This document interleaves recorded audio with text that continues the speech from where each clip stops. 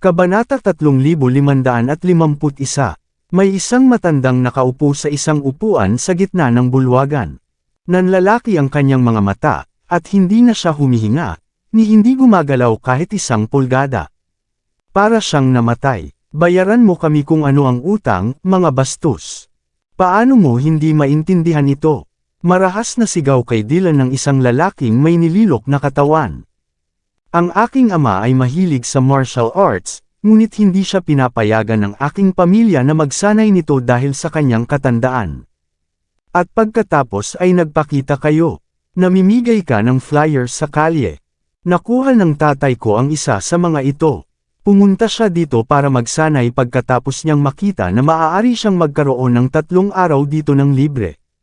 Anong nangyari pagkatapos nun? Ni hindi siya makagalaw bago siya mamatay. Ito ba ang Budokan o ang Damorge? Pumatay ka ng tao. Ang natitira sa pamilya ay ganap na nagalit matapos marinig ang mga salita ng lalaki. Tama iyan. Itigil ang pagtatangkang linlangin ang iyong mga estudyante kung hindi mo man lang sila matuturuan ng maayos. Pagbabayaran mo ang buhay ng aking lolo. Tama na ang usapan. Patayin mo na lang siya. Killer, killer. Galit na nagsisigawan ang mga miyembro ng pamilya, na tila handa na nilang patayin si Dylan. Hindi ganyan. Ni hindi ko pinapasok ang lalaking ito dito. Dumating siyang mag-isa. Bulalas ni Dylan sa kilabot. Pagpasok pa lang niya, gusto niya daw mag-practice ng greatsword. Pagkatapos noon, bigla siyang nahulog. Ang mga miyembro ng pamilya ng matanda ay nagsimulang magtanong sa mga salita ni Dylan habang iwinawagayway nila ang mga flyer sa paligid. Gusto nilang talunin si Dylan nang hindi man lang nakikinig sa kanyang paliwanag. Tumigil kayo, sigaw ni Harvey. Sumugod siya pasulong. Pinalipad niya ng sampal ang iilang tao sa harapan. Maya-maya ay maririnig na ang mga hiyawan ng sakit. Ha! Sinaktan mo ang mga tao ngayon. How dare you! Lumalabag ka sa batas. Baliw talaga ito. Galit na bulalas ng lalaki. Ang lakas ng loob ninyong saktan kami, kayong mga mamamatay tao. Bubugbugin ka namin. Ang isang grupo ng mga tao pagkatapos ay sumisingil ng pasulong. Sampal, sampal, sampal. Hindi nag-abalang magsalita si Harvey, na iwinagayway niya ang kanyang kamay, at umihip ang isang bagzo ng hangin, dahilan upang umatras ang mga sumasalakay na lalaki. Sila ay lubos na nabigla, at hindi nila akalain na makakalaban nila si Harvey sa pamamagitan lamang ng isang pagwagayway ng kanyang kamay. Ang mga lalaki ay ganap na hindi makapaniwala. Ako ang may-ari ng lugar na ito. Napatingin si Harvey sa mga tao. Nang magsalita siya, kumalat ang boses niya sa bulwagan. Kung may kasalanan ng Marshall Hall, sisiguraduhin kong aakuhin ang buong responsibilidad para sa sitwasyong ito. Pero, ang lakas ng loob niyong bugbugin ang isang tao bago linawin ang anuman. Hindi ko hahayaang mangyari ito. Napatingin si Harvey kay Dylan. Anong nangyari? Walang oras si Harvey na unawain ang sitwasyon sa telepono. Naghanda kami ng ilang mga material na pangpromosyon ng maaga upang mag-recruit ng mas maraming mga mag-aaral. Mukhang guilty si Dylan, ngunit sumuko kami nang walang dumating. Pumasok ang matandang ito pagkatapos ng takip silim. Sabi niya gusto niyang mag-training dito. Hindi ko siya hinayaang mag-enroll, dahil mukha siyang mahina. Ngunit pinilit niyang sumama, na sinasabi na gusto niyang maging mas malusog. Siya mismo ang kumuha ng prop sword bago namatay. Tumigil siya sa paghinga pagkatapos ng ilang sandali. Ang mga miyembro ng pamilya ay lumitaw ng wala saan pagkatapos noon. Sabi nila pinatay namin siya. Sinubukan kong ipaliwanag ang sitwasyon, ngunit binugbog lang nila ako nang hindi nakikinig sa akin. Kung hindi ako magaling sa pakikipaglaban, patay na ako ngayon. Hindi man lang ako lumaban after all this time. Maikling ipinaliwanag ni Dylan ang sitwasyon kay Harvey na tila walang magawa. Bilang nangungunang disipulo ng sangay ng Longman Floatwell, si Dylan ay palaging nagpapakita ng katanyagan, at ginagawa ang anumang gusto niya saan man siya pumunta. Ngunit hindi lamang siya sinisisi sa isang bagay na hindi niya ginawa, siya ay binugbog pa hanggang sa tuluyang mamaga ang kanyang mukha. Habang ipinaliwanag ni Dylan ang sitwasyon, ang lalaki ay sumigaw ng malakas. Pinatay mo ang aking ama. Lahat ng tao dito ay saksi. Ang aking ama ay sumasayaw sa plaza araw-araw. Marami rin siyang kapartner sa sayaw. Isang grupo ng mga tao sa distrito ang magpapatunay tungkol sa kanya, dahil ginagawa niya ito tuwing alas 4 ng umaga. Sapat na ito para patunayan kung gaano siya kalusog. Ngunit ano ngayon? Namatay ang tatay ko bago pa man lang pumunta rito ng 2 minuto. Kung hindi mo siya pinatay, sino ang gumawa? Ama, humagulgol ang lalaki sa kalungkutan. Nakakatakot na paraan para pumunta ka. Ano ang gagawin ni na Tita Jackson, Tita Lee, at Tita Foster? Kasalanan ko ang lahat, hindi kita kayang panatilihing ligtas. Hindi ako makapaniwala na hinayaan kitang gumala sa karumal-dumal na Budokan na ito. Sabay-sabay na tumanggo ang karamihan, at ang matanda ay mukhang maayos nang dumating siya sa Budokan. Ang problema ay sapat na malinaw nang iwagayway niya ang kanyang espada. Nakahiga siya sa lupa na parang patay. Sa ganoong sitwasyon, ang pagsisi sa Marshall Hall ang tanging lohikal na paliwanag. Pagkaraang makita ang mga tao sa kanyang tabi, sinamantala ng lalaki ang pagkakataong magpaliyab pa. Mas mabuting bayaran mo ito. Gusto ko ng $15 milyong ngayon. Kung hindi, tatawag ako ng pulis at isusumbong sa kanila na binabaliwala mo ang buhay ng tao at ginagawa mo ang anumang gusto mo. Hindi lang ikaw ang magbabayad. Ngunit mananatili ka rin sa likod ng mga rehas sa natitirang bahagi ng iyong buhay. Nakatayo na ang mga tao, handang suntukin si Dylan ng isa pang beses. Ngunit matapos maalala ang mabangis na sampal ni Harvey, agad silang sumuko. Hindi sila maglalakas loob na gumawa ng isang hakbang pasulong, kaya ang ginawa lang nila ay titigan siya ng galit. Kung nakakamatay lang ang tingin, 1,000 beses nang mamatay si Harvey. Tama na, naiintindihan ko na ngayon. Tahimik na sinulyapan ni Harvey ang lalaki. Hindi ka magkakaroon ng pagkakataong i-blackmail ako dito. Yumuko siya para suriin ang matanda. Ang lalaki ay 5.6 na talampakan ang taas at medyo payat, wala siyang pinagkaiba sa isang normal na tao. Gayunpaman, isang kakaibang aura ang maramdaman mula rito, parang nagpipigil ng hininga ang lalaki para ilagay ang sarili sa play-dead state. Hininga ng pagong. Ito ay isang martial art na nawala sa kasaysayan, na nagbibigay sa sinuman ng lakas na magpanggap na mamatay ng hindi gumugugol ng labis na lakas. Kung si Harvey ay hindi isang makaranasang tao, madali siyang maloloko dito. Tumayo si Harvey pagkatapos tingnan ng maigi. Buhay pa ang tatay mo. Hindi lang yun, magiging full of energy siya kapag natapos ko siyang alagaan. Babalik siya sa normal nang wala sa oras. Ano, buhay pa siya? Kaya mo ba siyang iligtas? Paano ito posible? Iyan ay kalokohan. Namatay na siya. Nakita ng lahat na namatay siya. Paano mo siya maililigtas sa puntong ito? Sinabi ba ng lalaking iyon na maililigtas niya ang taong iyon? Siguro may koneksyon siya para iligtas siya. Baka dumating na ang tulong. Naghihintay siya ng ibang magliligtas sa lalaki. Nagchichismisan ang mga tao matapos makita ang kalmadong ekspresyon ni Harvey. Ito ay isang Budokan, hindi isang ospital. Sa tingin ba niya kaya niyang buhayin ang mga patay? Sino siya sa tingin niya? Malamig na tinitigan ng lalaki at ng iba pa si Harvey, at hindi sila makapaniwala na malalaman talaga ni Harvey ang kanilang daya. Tumawag na ako ng pulis, Sir York. Hindi mo kailangan, sabi ni Dylan, na ang kanyang mukha ay nakakatakot. Bigyan mo ako ng palakol. Aalagaan ko ang lalaking ito. Agad na pinutol ni Harvey si Dylan, at inutusan siyang kumuha ng palakol na nakasabit sa dingding. Pagkatapos makakuha ng whetstone, sinimulan ni Harvey ang paghasa ng kanyang palakol. Scratch, scratch. Nakakatakot talaga ang nakakakilabot na tunog na iyon. Ano ang sinusubukan mong gawin? Masama ang pakiramdam ng lalaki sa sitwasyon. Sinamaan niya ng tingin si Harvey. Not much, nakangiting sagot ni Harvey. Ililigtas ko ang taong ito. Ang iyong ama ay may malubhang kalagayan, na nagkunwari siyang patay. Babalik siya sa buhay kapag pinugutan ko siya ng ulo. Naningkit ang mga mata ng matanda nang marinig ang sinabi ni Harvey, ngunit tila walang nakapansin. Nag-init ang lalaki sa galit. Baliw ka ba? Nakakabaliw ito. Hindi mo siya niligtas. Hindi mo na iginagalang ang mga patay.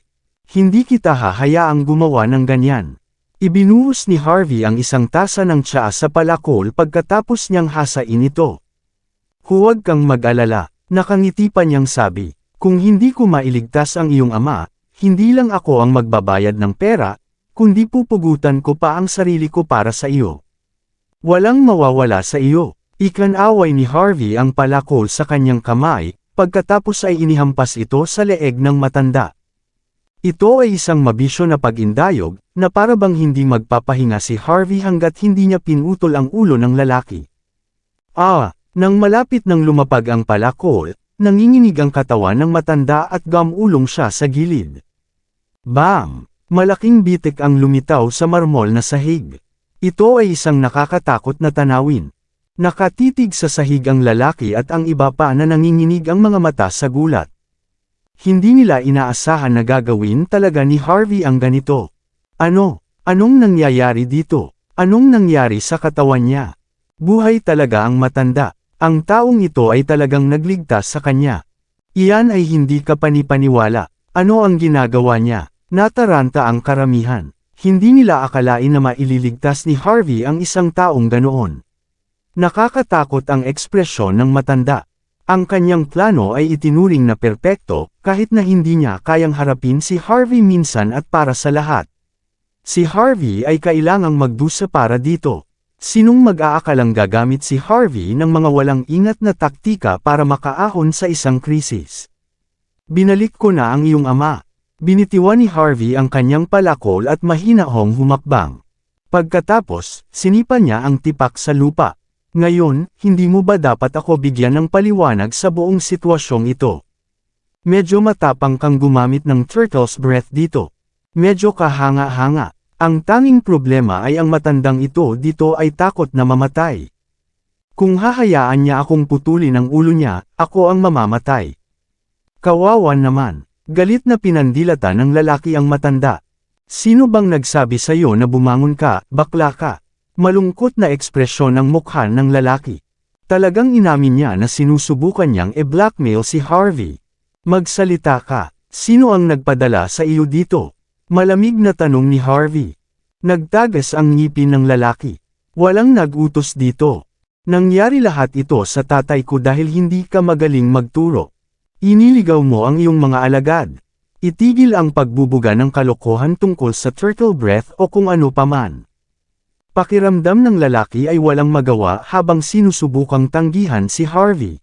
Kung tutuusin, napatunayan ng nangyari na narito siya para i-blackmail si Harvey o ipasok siya sa gulo. Napatingin si Harvey sa matanda na may malabong ngiti. Sigurado ka bang ikaw ang ama? O isa ka lang na inupahan niya sa mataas na halaga? Ako, ang matanda ay nagngangalit ang kanyang mga ngipin. Wala kang masasabi dito. Malalaman natin kapag dumating ang pulis, sabi ni Harvey. Marahil ay mayroon ka ring isang uri ng transaksyon para dito. Malalaman namin ang lahat kapag tiningnan ng pulis ang iyong bank account. Pumunta ka dito para i-blackmail ako ng $15 milyong at bugbugin ang isa sa mga tauhan ko. Sa aking mga kalkulasyon, makukulong ka ng hindi bababa sa 10 taon. Tapos ka na, matanda. Nang inig ang matanda matapos marinig ang mga salita ni Harvey. Ako, wala itong kinalaman sa akin. Binigyan nila ako ng $1.5 milyong para magpanggap na patay na. Ang aking kasakiman ay ang nagpadilim sa akin. Nagkagulo ang karamihan. So totoo, ang mga taong ito ay kasuklam-suklam. How dare they try to blackmail someone in the Marshall Hall? Ito ay walang kahihiyan. Kung hindi dahil kay Sir York, ang dekadang gulang na Marshall Hall ay sarado na. May binugbog pa sila dahil dito. Ang karamihan ay nagpakita ng matuwid na galit nang marinig ang pag-amin ng matanda, at napagtanto nilang sanay na sila sa pagpapaypay ng apoy. Gusto talaga nilang bugbugin ang taong iyon kasama ng iba pa. Si Harvey, gayunpaman, ay tahimik na tumingin sa lalaki. Magsalita ka, sino ang nagpadala sa iyo dito? Kinagat ng lalaki ang kanyang mga ngipin, pinipilit na huwag magsalita ng kahit ano. Hindi ko alam kung ano ang sinasabi mo. Hindi mo alam. Itinaas ni Harvey ang kanyang palakol at humakbang pasulong. Ipapaalala ko sa iyo sa lalong madaling panahon. Bago pa man magawa ni Harvey, sinulyapan ng lalaki ang kanyang mga kaibigan at kumagat ng kung ano, path. Ang mga bula ng itim na dugo ay bumulwak sa mga bibig ng mga tao. Nakahiga sila sa lupa, paralisado, lason. Mayroon silang isang balot ng lason na nakatago sa kanilang bibig mula pa noong una. Maraming salamat sa lahat ng sumusubaybay. Please subscribe and follow my YouTube and Facebook channel, Pilipino Novel. Maraming salamat po. Kabanata 3555. Nagdilim ang mukha ni Harvey sa isang iglap.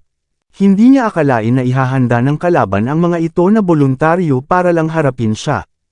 Ito ay walang hiya. Nagulat si Dylan. Anong gagawin natin ngayon, Mr. York?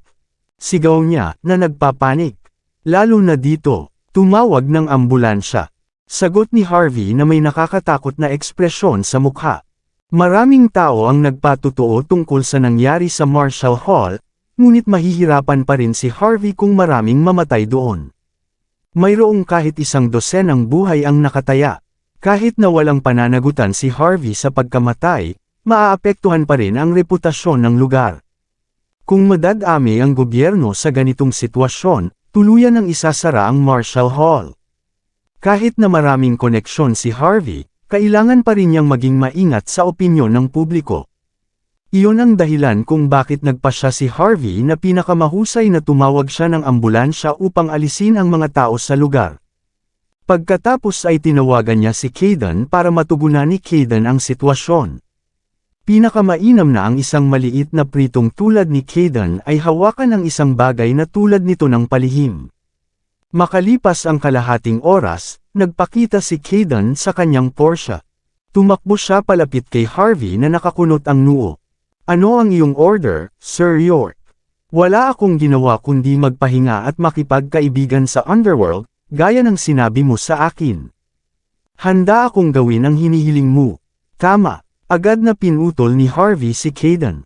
Marami ka ng kaibigan kamakailan, hindi ba? Alam mo ba kung ano ang nangyari? Tumango si Kayden. Oo, syempre. Ang matandang iyon ay kabilang sa ikalimang henerasyon ng Vagrant Sect. Vagrant Sect, ang ibig mong sabihin ay isa sa mga sagradong lugar ng pagsasanay sa martial arts. Tama iyan. Dahil tamad siyang mamalimos ng pagkain, medyo marginal ang status niya sa sekta. Wala siyang talento maliban sa kanyang turtle breath. Karaniwang ginagamit niya ang teknik na ito para sa pagbablackmail. Ganyan siya nabubuhay. Maging ang mga tao mula sa underworld ng Floatwell ay alam ang tungkol sa lalaking ito. Lahat ay takot sa kanya. Narito ang mga dokumento. Inabot ni Kayden ang laptop kay Harvey. Sabi nga, malamang hindi siya nagtatanim ng sama ng loob sa iyo. Baka ginagawa lang niya ito para sa pera. Mas malalim akong tumingin dito. Ang lalaki ay walang account sa bangko, ngunit ang kanyang mukhang sira-sirang bahay ay may hindi bababa sa 100 libra na halaga ng ginto. Ayon sa aking mga pagsisiyasat, ang ginto ay kay Holland Lee, at binili ng walang hiyang lalaking iyon. Isang malalim na ekspresyon ang ipinakita ni Kayden. Hulaan mo kung sino ang nasa likod ni Holland, Sir York. Umiling si Harvey. Maaaring kahit sino. Masyado na akong maraming nakalaban ng mga tao ngayon. Naaalala mo ba si Wilbur, ang taong nagdulot ng lahat ng uri ng kaguluhan para sa iyo noong Longmen Summit? Kumunot ang noo ni Harvey. Pinilit niyang alalahanin ang isang hamak na tao. Ayon sa aking pagsisiyasat, ang lalaking ito ay ang nakatatandang pinsan ni Wilbur. He is considered a gangster, sabi ni Kayden matapos makita ang pagkalito sa mukha ni Harvey. Narinig kong niloko ni Holland ang kanyang amo at hinabol siya hanggang sa dulo ng mundo dahil dito. Ginagamit ni Wilbur ang kanyang mga koneksyon sa Longmen para maiahon si Holland sa gulo na ito. Sa madaling salita, may utang na loob si Holland Lee kay Wilbur Lee.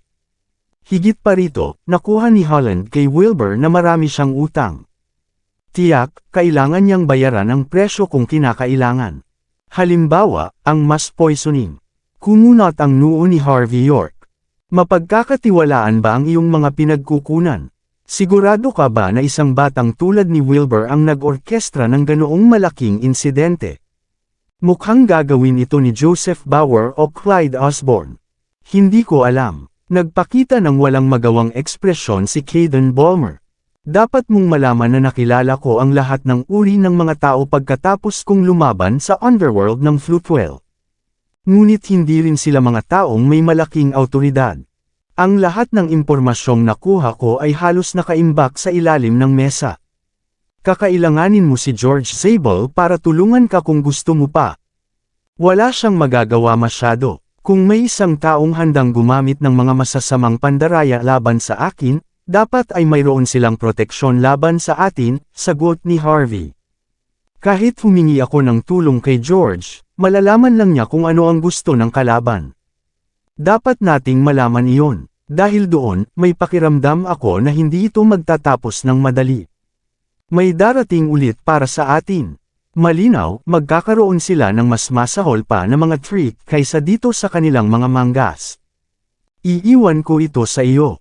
Natural ka sa mga ganito, kung tutuusin. Hindi determinadong tumanggi si Kayden sa kahilingan ni Harvey habang pinagsalikop nito ang mga palad. Huwag kang mag-alala, Mr. York. Kung susubukan nila ulit ang ganito, ako mismo ang haharap sa kanila. Wala kang dapat sabihin sa akin. Matapos magbigay ng mga utos kay Kayden, pinalitan ni Harvey ang karatula ng Marshall Hall kinabukasan, sa madaling araw, ayon sa kaugalian at kasanayan. Pagkatapos ng lahat, ang karatula ay nakatagpo kamakailan ng maraming problema. Mas mabuting kumuha ng isa para lang mawala ang malas. Kinabukasan, sa pangunguna ni Kayden, naiilawan ang mga paligid. Ito ay isang masiglang tanawin. Ginamit ni Kayden ang lahat ng kanyang kapangyarihan upang i-advertise ang negosyo ni Harvey upang matiyak na ito ay isang agarang hit. Pagkatapos ng lahat, ito ay isang beses sa isang buhay na pagkakataon upang gumawa ng isang bagay para kay Harvey. Ang mga mag-aaral na may masamang pakiramdam tungkol sa Marshall Hall matapos ang bagong may-ari ay naakit din sa lugar sa pamamagitan ng mga taktika ni Kayden. Dahil sa wakas ay nagbukas na ang Marshall Hall para sa negosyo, kailangan itong maging matao anuman ang gastos. Matapos makita ang bagong pinalamutian na Marshall Hall at marinig ang tungkol sa mga kaganapan noong nakaraang araw, maraming estudyante ang nagkaroon ng panibagong interes kay Harvey. Wala na si Lane na Iswell at ang iba pang mga instructor, ngunit maaaring may matutunan silang mabuti sa tulong ni Harvey. Kung tutuusin, si Kayden ang nagpakalat tungkol sa pangyayari. Nagulat si Dylan Lee at ang iba pa sa nakita. Pinagsalikop nilang lahat ang kanilang mga palad, handang bawiin ang pangalan ng Marshall Hall ng buong lakas. Vroom! Ang tunog ng makina ay nanggaling sa labas. Nakaparada ang 8 Cadillac sa labas ng Marshall Hall. Ang isa sa mga kotse ay aksidenteng nabasag ang ilang mga plorera. Maya-maya pa, 12 tao ang bumaba sa sasakyan. Nang sumulyap si Harvey ay agad niyang nakilala ang lalaking may mapang-akit na ngiti. Ang lalaki ay walang iba kundi si Wilbur mismo. Hindi ba ito ang dalubhasa sa martial arts, si Harvey, ng personal? Ano, hindi ka ba nakakuha ng unang pwesto sa provincial qualifiers? Bakit mo ibinababa ang iyong marka ngayon? Malinaw na nagawa ni Wilbur Lee na kumapit sa isang mas malakas. Kaya naman mas naging mayabang siya nang magsalita kumpara noon. Nakakahiya, ang ating makapangyarihang si Branch Leader Lee, ay gumugol ng ilang dekada sa pagbuo ng reputasyon ng Marshall Hall. At pagkatapos ay ibinaba mo sa iyong sariling marka sa sandaling maibigay sa iyo ang pwesto. Ano, alam na ng mga tao na hindi ka marunong sa martial arts. Sa tingin mo ba mababago mo ang swerte mo pagkatapos magpalat ng karatula? Gaano ka kawalang muwang? Nagtawanan ang mga tao sa paligid ni Wilbur na para bang nakatingin sa clown na nasa harapan nila. Wilbur, tama ba? Hindi ba sapat para sa iyo ang aral noong nakaraan? Nagkibit balikat lang si Harvey York. Gusto mo bang turuan kita ng leksyon na hindi mo makakalimutan? Gaano ka nakakainis? Naiinis na pinandilatan ni Harvey ang sinabi ni Wilbur bago bumantong hininga. Nagtataka ako kung bakit wala kang kamalayan sa sarili. Taksil ka lang talaga, nakadepende ka lang sa kung sinong malakas para suportahan ka. Hindi na mahalaga kung sino sila. Baka tatawagan kitang Tridorly sa susunod. Mas bagay sa iyo ang pangalan na iyon. Ang mga nakakatawang salita ni Harvey ay sapat na upang mapawi ang ngiti ni Wilbur. Bahagya siyang nagngangalit habang nakatitig kay Harvey. May death wish ka ba o ano? How dare you insult me ng ganito? May sasabihin ako sa'yo, iba na ngayon. Hindi na ako katulad ng dati. Kung gusto ko, maaari kitang patayin sa isang tawag lang. Ano? Sa tingin mo ba ay kahanga-hanga ka ngayong nakahanap ka ng bagong master? Tumayo si Harvey sa harap ni Wilbur. Bakit maghintay pa hanggang ngayon kung gusto mo akong patayin? Ano ang pinag-uusapan ng lahat ng ito? Hindi lang ikaw ang hindi sapat para dito, ngunit natatakot kang masipa kita dito. Kaya mo pinagawa sa iyong mga kamag-anak na makipaglaro sa akin ng mga panloloko. Sinubukan ni Wilbur na pigilan ang kanyang galit para pigilan ang sarili sa pag-atake. Alam niya na hindi siya bagay kay Harvey. Aaminin ko medyo may kaya ka. Maswerte ka para sorpresahin ako. Ngunit ang swerte ay hindi palaging tumatagal. Hindi ka makakawala sa swerte sa lahat ng oras. Naturally, ang pag-blackmail kay Harvey sa pamamagitan ng turtle breath ay walang iba kundi ang panlilinlang ni Wilbur. Pinapatay pa niya ang mga tao sa pamamagitan ng lason ng sabay-sabay, ngunit madaling nakatakas si Harvey sa sitwasyon. Enough talk. Hindi ka namin tinatanggap dito. Ang mga plorera ay nagkakahalaga ng $150,000 bawat isa. Bigyan mo ako ng 75,000. Saka ka lang makakaalis.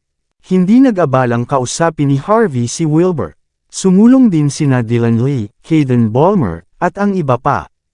Magbayad ka na, ibigay, mabuti, kahit na, hindi ka mabubuhay para gumastos ng pera. Kung maaari mo pa ring buksan ang mapahamak na lugar na ito ngayon, malugod kong ibabalik sa iyo ang pera mo.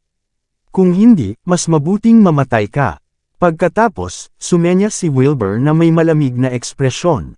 Magsimulang magtrabaho. Itinulak ng mga tao sa paligid ni Wilbur ang pinto ng isang abandonadong gusali sa harap mismo ng Marshall Hall. Ang lugar ay na-renovate. Puno din ito ng mga ilaw at dekorasyon. Bumukas ang pinto ng luxury car sa likod bago lumabas ang 10 ekspertong nakadamit. Obviously, ang mga eksperto ay ang mga dating instructor ng Marshall Hall na nagmula sa Sacred Martial Arts Training Grounds. Ang mga lalaki ay may pagmamalaki sa kanilang mga mukha habang sila ay nakatitig kay Harvey York. Pinikit ni Harvey ang kanyang mga mata matapos makita ang mga lalaki. Alam niyang wala silang silbi. Kasabay nito, kumbinsido si Harvey na si Wilbur Lee ay isa pang pawn at ibang tao ang nasa likod niya. Hindi sa minamaliit ni Harvey si Wilbur. Magiging kamangha-mangha kung ang isang tao sa taas ni Wilbur ay maaaring makakuha kay Lane na Iswell at ang iba pa na pumunta dito. Binigyan ni Wilbur si Harvey ng masamang tingin bago tumalon sa hood ng kanyang sasakyan, hawak ang mikropono. Bawat tao, pamilyar kayong lahat kay instructor na Iswell dito. Siya ang pangunahing tagapagturo ng Marshall Hall. Ang iba pang 9 na instructor ay ang mga tagapagtatag din ng lugar. Hindi lamang sila napakaraming kaalaman at sanay, ngunit sila rin ay napakamalasakit at madamdamin sa martial arts. Hindi nila inaprubahan ang bagong may-ari ng Marshall Hall na si Harvey na magtuturo ng martial arts, at tutol sila sa kanya na naniningil ng napakataas na presyo sa kanyang mga estudyante, ngunit agad silang na-dismiss pagkatapos noon. Si instructor na Iswell at ang iba pa ay may sariling mga pangitain at pangarap. Gusto nilang umunlad ang lahat sa Flutewell sa martial arts. Kaya't napagpasyahan nilang labanan hanggang kamatayan ang isang walang hiyang taong tulad ni Harvey. Si instructor na Iswell at ang iba pa ay nagbukas ng People's Budokan. Bukas na ngayon para sa negosyo. At upang matiyak na ang lahat ay tinuturuan, ang kailangan mo lang ay 1 sentimos upang makapag-sign up. Gusto mo bang magbawas ng timbang, palakasin ang iyong katawan, o talagang matuto ng martial arts? Si Instructor na Iswell at ang iba pa ay handang magturo sa inyo sa 1 sentimos lamang. Tama ang narinig niyo, sa 1 sentimos, makakapag-enroll ka na sa mga klase na dati ay posible lamang para sa mayayamang pamilya. Ang presyo ay may bisa lamang para sa isang limitadong oras. Si Wilbur ay nasa sabik sa kanyang mukha, na patuloy na nagpapakalat ng salita sa mga kalye para sa mga manunood na sumali. Ang mga tao na sa una ay walang interes ay nagalit din. Maliit na pagbabago. Totoo ba yan? Nagkahalaga ito ng daan-daang libong dolyar noon. Napakamura niyan. Si Instructor na Iswell at ang iba pa ay mga disipulo ng Holy Martial Arts Training Grounds. Bilasan mo at magparehistro na. Lahat ay sumugod sa Budokan Rakyat. Lahat ng masusing tinipo ni Caden Ballmer dito ay nawala sa isang iglap. Si Caden, na kanina pa nag-iisip sa labas ng kwarto, ay hindi maiwasang magalit kay Wilbur nang magpakita siya ng pilyong ekspresyon. Wala kang kahihiyan. Walang kahihiyan. Anong ibig mong sabihin? Sinusubukan naming maging mabait dito. Galit ka ba? Pagkatapos ay hayaan ng mga tao na mag-sign up para sa parehong presyo. Mapaglarong tiningnan ni Wilbur si Harvey. Huwag kang mag-alala, Harvey. Kasama ko, sisiguraduhin kong mamamatay ang Marshall Hall kasama mo. Isang matamis na ngiti ang ibinigay ni Harvey. Napakahanga na hakbang. I wonder kung hanggang kailan ka tatagal. Kung tutusin, kakailanganin mo ng kaunting pera para matiyak na makukuha ng lahat ang kailangan nila. Huwag kang mag-alala. Marami akong pera ngayon. Paano kung magsunog ako ng ilan para lang matanggal ka sa negosyo? Tama ka, sabi ni Harvey York nang walang direktang sagot. Hindi masama ang iyong gimmick, ngunit ito ay isang taktika ng pananakot. Maaaring plano mong kunin ang pera sa ibang mga paraan, tulad ng mga damit, pagkain at bayad sa pagtuturo sa puntong ito. O baka ang 10 sentimo na pagpaparehistro ay dapat iboto bilang isang premyo. Sa tingin mo ba lahat tayo ay tanga o ano? Ang nasa sabik na mga tao ay agad na natigilan nang marinig ang mga salita ni Harvey. Agad naman silang napatigil sa kanilang kinatatayuan. Tama siya, kung magpas siya si Wilbur Lee na maglaro ng isang maliit na trick tulad nito, lahat ay maloloko. Sa tingin ba niya lahat tayo ay tanga? Huwag kang mag-alala. Nag-init ang galit ni Wilbur matapos makitang nabigo ang kanyang mga plano. Tatanggapin ko ang isang tiyak na bilang ng mga mag-aaral na magparehistro dito. Ang pagkain at mga damit ay nasa bahay din. Hindi namin laruin ang aming mga estudyante pagkatapos magbayad ng 10 sentimo. Pagkatapos ng lahat, ginagawa namin ito para sa mga tao. Muling nasabik ang mga tao matapos marinig ang mga salita ni Wilbur. Sa isang iglap, napuno ng mga tao ang People's Budokan. Wala kahit isang kaluluwa ang makikitang pumasok sa Marshall Hall sa oras na ito. Si Wilbur ay kumuha ng ilang mamamahayag na gawin itong mga headline bukas. Mapapahiya si Harvey kapag nangyari iyon. Si Wilbur ay nasiyahan sa resulta. Nakangiti siya habang naglalakad papunta sa kanyang luxury car na may 2 dilag sa tabi niya para manood ng palabas. Ang mga bastos na ito ay nagsisikap na ipahiya tayo Mr. York. Kapag lumabas ang balita tungkol dito, masisira ang reputasyon ng Marshall Hall. Galit na pinandilatan ni Dylan Lee ang Budokan na nasa harapan niya. Siguro dapat nating itapon ang kanilang lugar kasama ang ilan sa aking mga kapatid. Tumawa siya, magiging biro ka kung inatake mo sila sa mga walang kabuluhang dahilan. Kukunin ko ang ilan sa aking mga bagong kaibigan upang sunugin ang lugar ngayong gabi, Sir York. Bulalas ni Caden Ballmer matapos maglakad. Huwag kang mag-alala. Hindi sa iyo makakaapekto ito. Maghahanap lang ako ng ilang scapegoat na itatapon sa bilangguan pagkatapos ng bagay na ito. Kung hindi natin ito haharapin sa lalong madaling panahon, ang Marshall Hall ay ganap na maging walang laman. Walang negosyong darating sa atin. Hindi na kailangan. Napabuntong hininga si Harvey. Ilang beses ko bang sinabi sa iyo na gamitin mo ang iyong utak bago gumawa ng anumang bagay? Alam kong gusto mong makipag-away sa lahat ng oras, ngunit hindi ito ang tamang oras para doon. Tingnan mo si Wilbur, pinipilit niya tayong gumawa ng gulo doon. Gusto niyang sunugin natin ang buong lugar. Paano pa niya tayo tatapokon? Pambungad lang ang nakikita mo. Hindi pa nagsisimula ang main show. Natigilan sina Dylan at Caden sa sinabi ni Harvey.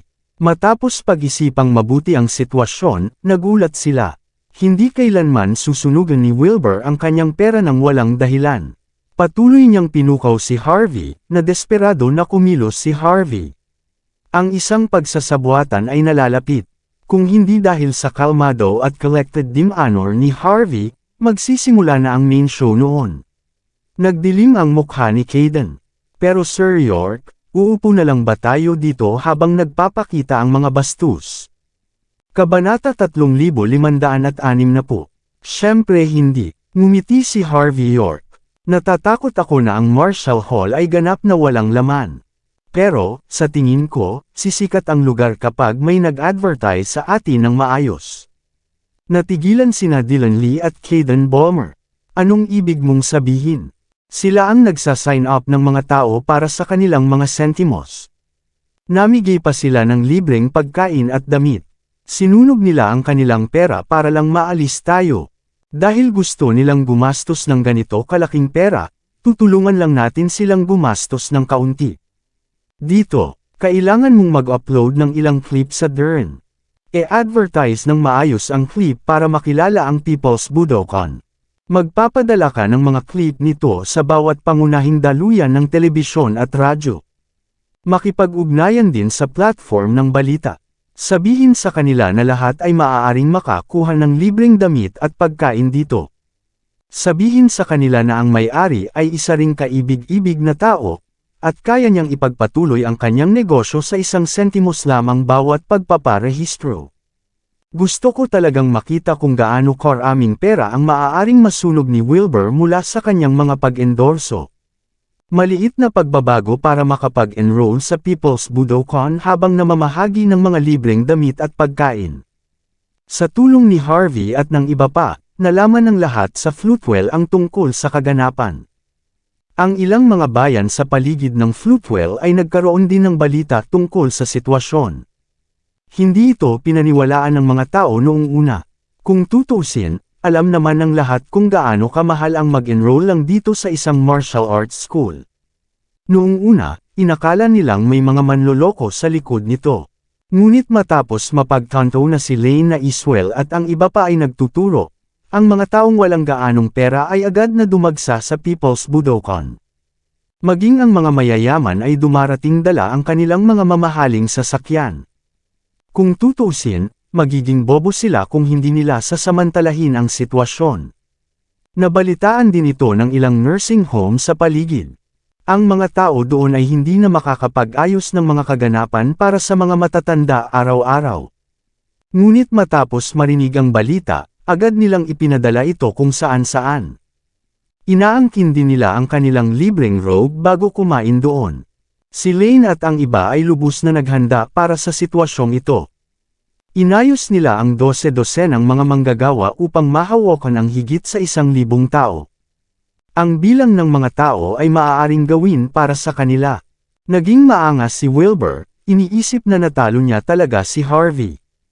Ang katanyagan ng Budokan Peoples ay agad na tumaas, ngunit ang Marshall Halls ni Harvey ay magiging ganap na flummoxed.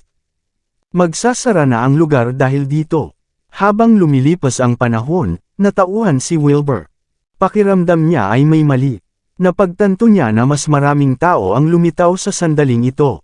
Darating ang mga tao mula sa mga nursing home, square dances, at mga estudyante. Pati mga tour group from abroad andito na. Ang lahat ay dumarating din sa malalaking grupo. Ang mga taong dumating na may dalang pennies, agad na humingi ng pagkain o damit. Maraming tao na gustong matuto ng martial arts ang dumagsa kay Lane at sa iba pang mga instructor, na lubos na napapagod sa patuloy na pakikipag-usap. Ilang matatangkad at malalakas na gangster ang gustong lumaban para sa pwesto ni Lane. May mga taong gusto pa ng ilang robe, kaya nagsimula na silang pumila pagkatapos pumunta ulit sa likod. Sa puntong ito, halos lahat ng mga robe ay ipinamahagi. Ang chef na namamahala sa pagkain ay tumakbo palayo matapos makita ang nakakatakot na tanawin. Hindi nila gusto ang pera bago sila umalis. Walang pagpipilian ang mga manggagawa kundi mag-order ng takeout mula sa buong lungsod.